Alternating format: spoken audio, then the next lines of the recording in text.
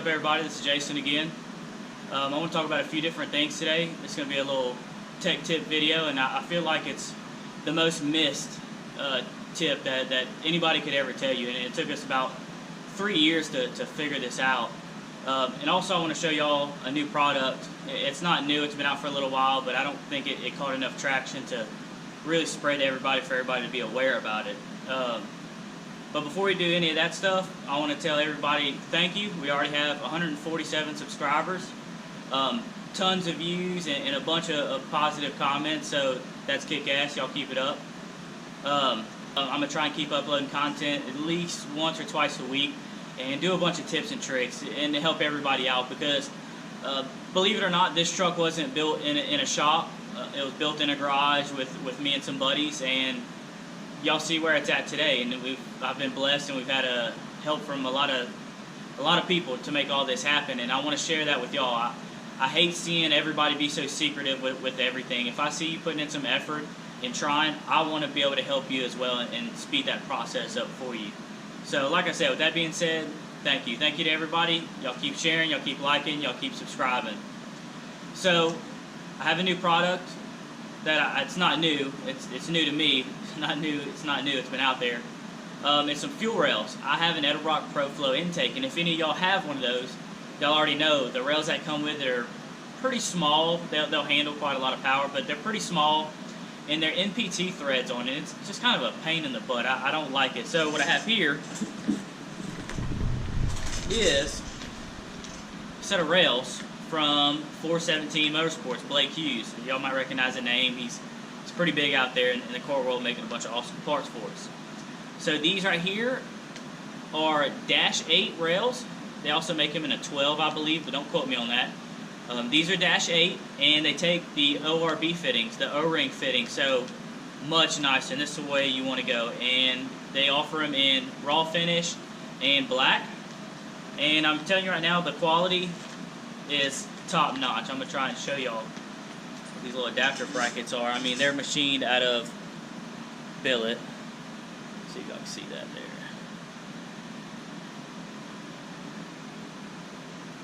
There we go. That upside down, kind of hard to see. Anyway, quality is top notch, priced extremely fair. So if y'all are making big power, definitely don't hesitate to look that up. Alright, what I really want to talk about was videoing. I'm fortunate, most of you guys out there, y'all have significant others, friends. You're always generally going with somebody, and there's always going to be somebody taking video. Most of the time, anytime y'all take videos, I see them from the back of the vehicle going down the track, which is cool, it's awesome. Or you have videos from the stands, you know, which that works too, it's cool. But what we do is we kill all three of those birds with one stone. So Maddie, soon-to-be wife, she does all the videoing for me, and you don't have to have a fancy camera, Canon, GoPro, anything like that. Does it help? Yes. Does it work good? Yes. But you don't have to have all that. She uses her iPhone. What iPhone do you have? She has an iPhone 11. It works great, and I'm going to tell you why. I kind of prefer the iPhone because the video is already on her phone, and if you have an Android or iPhone, you can sit there and you can play the video in slow motion, and that's what's important right now. This topic, I feel like, is never touched on enough, and I think more people should know about it, and I'm going to tell you why. So, one of the most important things you can have at the racetrack is a good working chassis and suspension. Yes, you can make a bunch of power and go fast, but if you don't have a chassis that works, you might be losing a bunch of time. Losing races you shouldn't lose. So, with this trick, you can pick that up. You can see what's going on, if the car's happy or not, the whole 9 yards. Just because your vehicle goes down the racetrack doesn't mean it's efficient. It doesn't mean that it can't do better. So, the reason I'm videoing at this angle, kind of sitting on the table, is to give you a rough idea of what I mean by videoing from the right angle. So, if you're in the right lane of the track, this is basically the side that you would be videoing. If you're in the left lane, it would be reversed. But you see how you can see, let me get out of the way, the back tire. You can also see the front tire, and you can see the body. So this is really a good angle. What you want to pay attention to is a body line on the truck. On S10s, you have a body line on the bottom, so I kind of use that as a key thing. And I watch the rim in conjunction with that body line. So that's kind of my reference. And also, you can see the tire. So when you're racing, you can be making an ADB pass. You can experience tire shake for a multitude of reasons. And in the video, if you slow motion, you can see, hey, the tire needs more air. I'm running over the tire. And also in that video, you could see the front end. Maybe it doesn't have enough travel. Maybe it needs to be less travel. These are all very, very critical. And I'm going to go ahead and show you all a few clips right now from this angle so you can see what I'm talking about.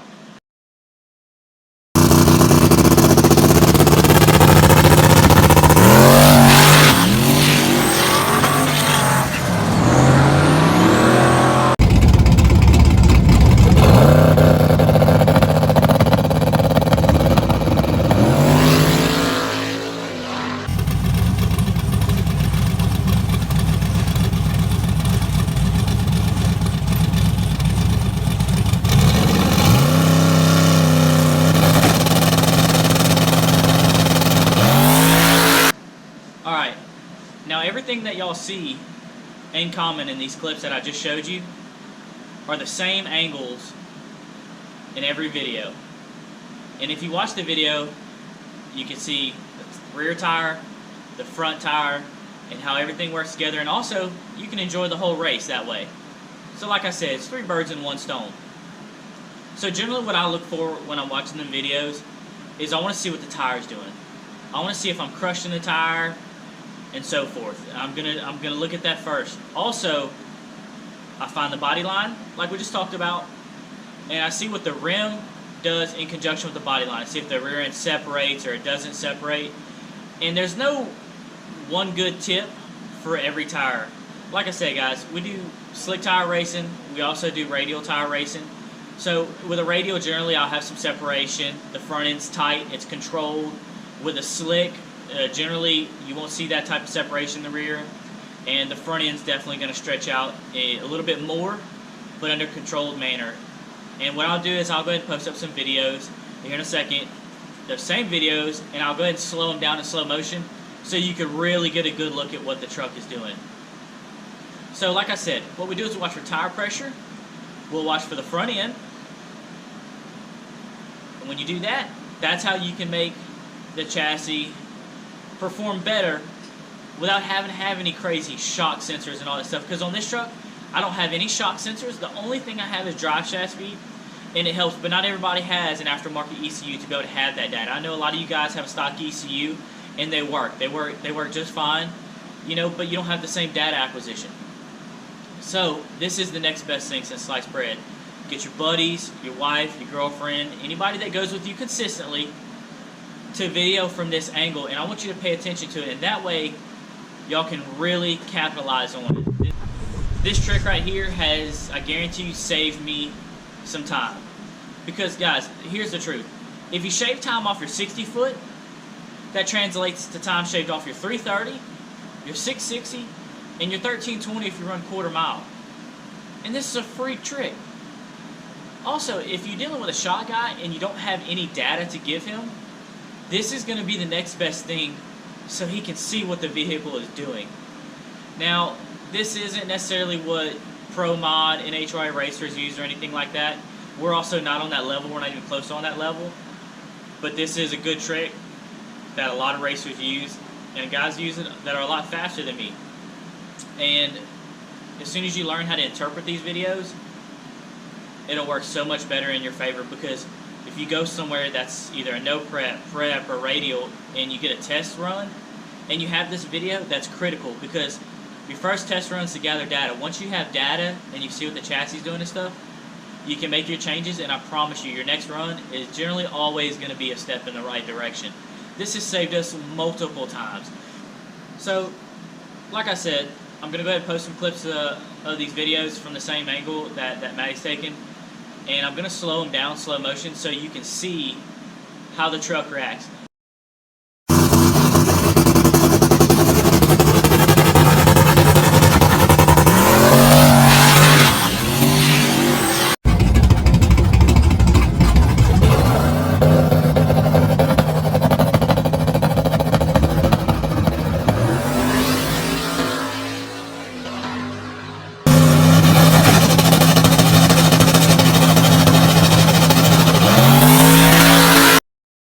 Now, guys, that doesn't mean make your vehicle copy what mine's doing. What works for one vehicle doesn't work for all vehicles. I'm going to be honest with you. What I'm doing here is I'm showing you how to get a good video of the chassis. That's what I'm showing you. Your vehicle may not have the same weight percentages as mine, same power level, same size tire. You might be a 4-link instead of ladder bar. There is tons of variables. So what works for me may not work for you. So, just to recap, make sure and have anybody that's with you take videos from this angle. Always have videos from this angle. Videos from the side, they're cool. Videos from the stands, they're cool too. Trust me, I like those as well. I like videos from the half track mark. They're badass. But as far as data goes, a video from this angle where you can capture both wheels really, really, really is important. So that's basically what we do. That's Maddie's main job. She handles the videos and makes sure that I'm safe and I'm strapped in the way that I need to be. A lot of you guys may have been like me. I didn't know that this was the way to do it. I didn't know what I was supposed to be looking for. So this right here just shows how crucial your shocks are. Guys, if you have to sit on the front of your vehicle and use limiting chains and keep them full tight to make a pass, you need some better shocks. I was that person. I've been there. If you make more than 2 clicks and you're not physically seeing a difference with these videos, you need to readdress a few things. You need to touch base on it again. Like I said, you need to get some good guys in corners. Me personally, I use Yancey and Ron. They're kick-ass. They don't just tell you what to do, but they're going to tell you why you're doing it, which also translates to these videos. So you, yourself, can take these videos and also learn how to react to them. That's why I love using Yancey and Ron. They're not there just to take your money and run. They make a killer product. They're fairly priced, and the customer support, can't talk. The customer support is what you're paying for. It is top notch. Now, like I said, don't go out and buy GoPros and big Canon cameras and all this stuff for this footage. Your cell phone can work perfect. I mean, cell phones have come a long ways. These aren't Nokia bricks. Get this angle right here. And this way, at this angle too, I want to mention, you're not just getting the vehicle when it makes a hit, you're actually getting the hit and it rolling out to see what it does after the hit. Many times I've had to use this video to see why the truck knocked the tire off 30 feet out. And this is where the video is played in hand. You can see the front end reach its limits, upset the rear tire, so on and so forth. I mean, there's tons of variables, guys. So, just a little recap. Video your chassis and not just the rear tire. I see so many people, look, grab the camera, so many people just turn around and do this right here. They're sitting on the track and what they're doing is they're videoing this. So tell me what you're going to learn from this video. You're going to see immediately what the rear end does on the hit and see if it crushes a tire. But other than that, there's really not much more information. Where, as is, if you're like this, I can watch what the rear end's doing, I can watch what the tire's doing, I can watch what the front end's doing, and I can watch the truck as a whole move down the track. So, that's just a little tip and trick that I learned that helped me, and I feel like not enough people do that. All these videos I see of everybody posting from their car straight from behind, they're cool. I like them. I'm not hating on y'all by any means. I mean, half of y'all are way faster than me. But what I want to do is share some information on how you can capitalize on getting data, because like I said, I know a lot of people are still in stock ECUs. It's amazing how fast you can go with factory engines and ECUs nowadays. It's insane. I know y'all have no data acquisition with that. You don't have to have all these crazy shock sensors. I'm not saying they don't work. Yes, they do work. They work great. They have their time and their place. I would like to have some myself, because the more data you have, the more that you learn how to use that data, is the more consistent you can be. Guys, it doesn't take 2,000 horsepower to beat 2,000 horsepower, because you have to run down that same track. Many races I've beat cars that I shouldn't have beat. But what I did is I tuned the truck to the track, and for years, hey, y'all, for years, I tried to tune my vehicle for the car that I was racing, when that was wrong. You tune for the surface that you're going down. In the minute that you're okay with doing that, that's the same exact second that you're going to start being competitive on those surfaces. Now, a prepped racetrack, that's going to be a little bit more difficult. There's a lot better chance of cars going down, and at that point, yes, horsepower is generally going to shine. But as far as no prep racing and street racing, guys, this data right here is crucial. You learn how the suspension works and how the chassis is doing on them surfaces. You capitalize on it. You go A to B. You're gonna win races. I don't care if you're pulling next to somebody with 1,500, 2,000, 3,000 horsepower. If you have data and you know how to translate it, you're gonna be successful. I myself is no exemption to that. I've been trying to learn myself. I learn every day. That's why I like watching YouTube videos and learning off other people as well that want to share information. And I want to be that person. I want to share some information with y'all. That's why I made this channel. That's why I make videos. I want to share some information with y'all that nobody wanted to share with me. So here it is. First tech tip video.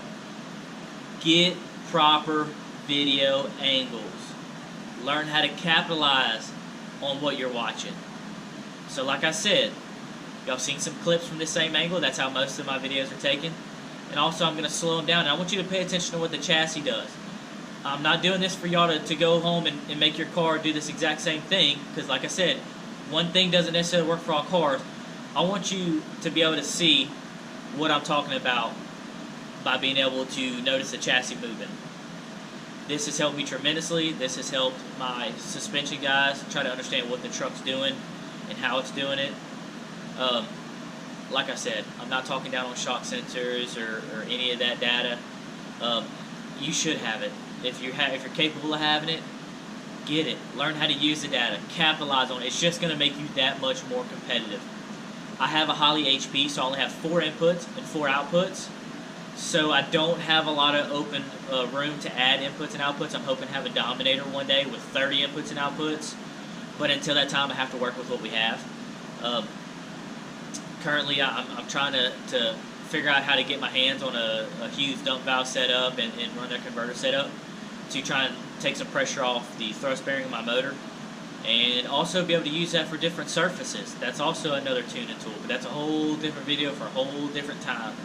Today's video, I wanted to just show y'all how to get this view right here, how to capitalize on this view and be able to use it to your advantage. And with that being said, I'm going to go ahead and sign off, get out of here. And y'all make sure to like, subscribe. If y'all want to see a video on how I do something or anything else, feel free to drop a comment, guys. This is what's going to make me keep doing this, because this is what's going to drive me. This is what's going to drive me to do better videos on different material. Like I said, subscribe to the channel, share it, give it a like. Y'all, don't be bashful to drop some constructive criticism or drop some comments on what you'd like to see next. I'm going to be doing several videos throughout. I want to do some short videos and give y'all a chance to process what I'm talking about, go try it out, stuff like that. So, drop a comment. I appreciate the hell out of every one of y'all tuning in. Go get you some video. Go capture some data. Drop a comment on what y'all want to see next. And I'm going to be trying to come out with, like I said, 1 to 2 videos every week.